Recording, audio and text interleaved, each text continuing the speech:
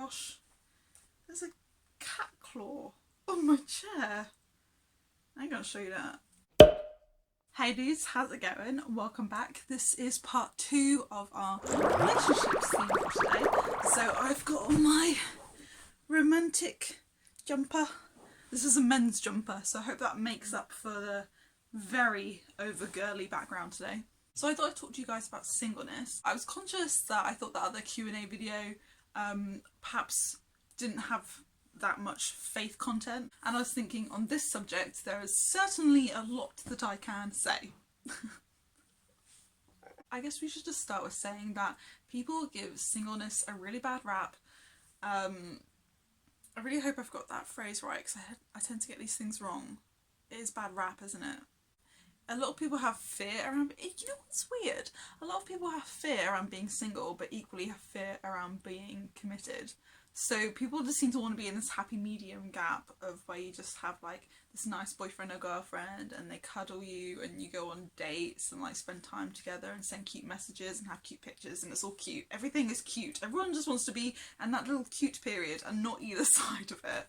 When in reality, being single, oh my gosh, is like, there is just so much you can get out of it, and there's so many things you can take from it to benefit you in your cute period and thereafter. And particularly for me, it's so many things that I just did not appreciate. So here are some of the things I have learnt about being single.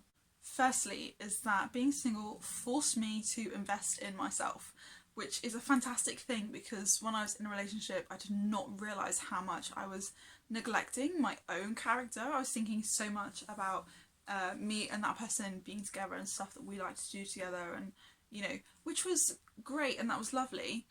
But once I became single and I had all this spare time to spend with myself and on myself, oh my life, I just learnt so much about me.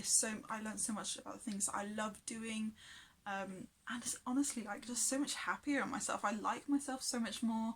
I've achieved so much more, and that's not a criticism of being in a relationship with someone.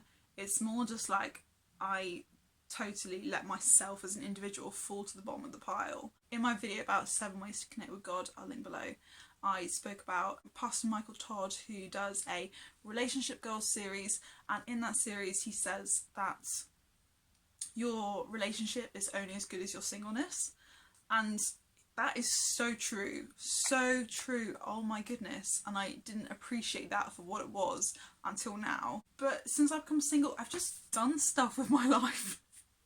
Not that, like, I was doing stuff before, but now I've just really gone for it, and I've just I've just pushed myself in different ways. For example, I got myself a guitar because why not? Like, I wanted to start something new, and it's something that I never would have had time for had I still been in a relationship. Well, no, that's not true. It's not something that I never had time for. It's something that I never gave myself time for or considered that I could make time for. I also learned that music is so important in my life. I listen to music every single day. I love having time to be by myself and listen to music. And especially when you're newly going through a breakup, because your emotions are all over the place, you're feeling like different things every single day. And music really, really helped me find words in something that I wasn't able to come up with by myself. And also because it's music, you can then like express yourself physically by dancing to it and stuff, or like at least like having a boogie or something, or doing some dramatic facial expressions while you sing the lyrics. One of the biggest things is that friends are so important, which I didn't really appreciate before. Me and my family used to have this joke that I didn't have any friends which was like semi-true. I had a few, but I didn't invest in them, and therefore I didn't really appreciate them for the friends that they were. Whereas once I was out of a relationship, I literally had no choice but to invest in my friends and spend time with them. And then I really appreciated how fantastic they are. And now in my normal life, outside of isolation, I see them every single day. But now even in isolation, video call every single day.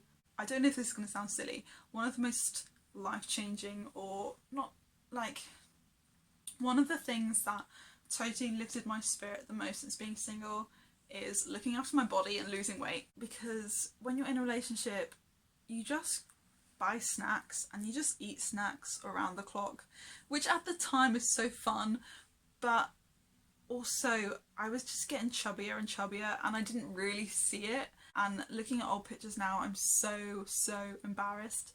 So being able to control that myself and take ownership of that has been really fantastic. And because of all these things, I've just learned that I'm enjoying singleness so much that I don't think I want to get married as young as I used to think. Like, when I was a teenager, I would have been so happy getting married at 18 and moving out and like opening up the doors to those kind of new opportunities. So happy. I decided that I wanted to be a marriage counsellor and I was really hooked on that. I was just that girl who was obsessed with marriage, and I still think it's awesome and fantastic and I'm still really looking forward to it, but at the same time I am in no rush. Like, I could hold that off for 10 years. I don't care. I'm having a great time. I'm not saying I wouldn't welcome a new relationship. I would, but if it comes along, it comes along, and if it doesn't, I'm definitely way more inclined to just be more chill about it. But obviously I started this video saying that I wanted this to have a bit more faith content, so here we are. The biggest thing being single has taught me spiritually is that I am so powerless. I have never ever felt more powerless than on the night that I like properly became single. And it was really scary because I'd gone through like breakups before and I remembered how dark that was for me in a lot of ways, and I don't think I've honestly never been so fearful of that moment when I realised that that was going to happen again, but so much harder, and I had absolutely no control over it. I was completely powerless, and I begged and begged and begged God not to let me go through that again. And I was so fearful about it that I actually threw up.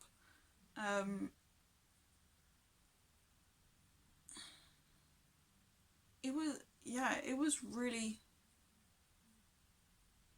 I keep mucking up my sentences because I kind of don't know what to say about it. I can't find the right words to describe what it was like. But that fear and that realisation of how powerless I was really did fix the problem, because the problem for me was that I was so happy being in a relationship, in that relationship, that I totally idolised it and put that at the forefront of my life. And I guess the only way for me to snap out of that was for God to allow me to be completely broken. So I literally had no other choice but to turn to him. I had nowhere else to go. And so I had to just surrender it. And even now, there are still points where I do just have to turn to God and like, God, I just have to give this to you. Because that's all I can do with it. It's been honestly the hardest thing I've ever gone through, but also there have just been so many blessings from it. It would have been way better had I done that willingly from the start, but we all suck a bit, and sometimes it's when we are the most broken that we learn to appreciate who God is and how he cares for us and the ways that he can bless us beyond what we see as logical and sensical.